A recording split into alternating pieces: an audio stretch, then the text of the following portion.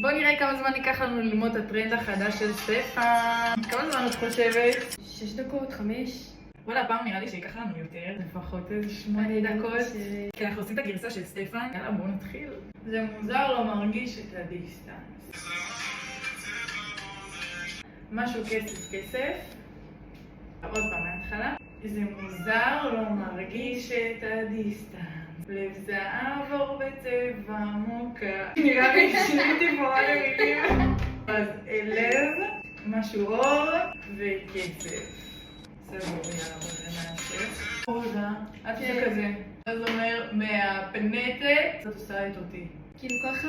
3, 4, ומהפנטת, לא. את עושה באותי.